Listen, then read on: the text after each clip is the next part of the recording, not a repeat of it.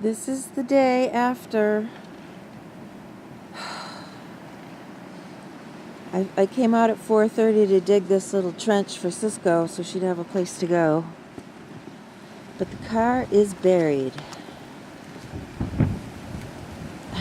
My poor little car that I bought in Arizona is buried.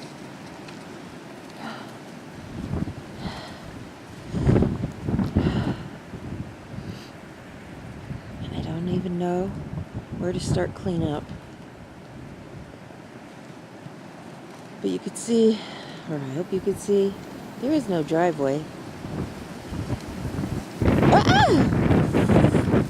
There's no driveway, so I don't think a regular plow guy can do anything about this. I'm just going to have to hack away with it with a shovel.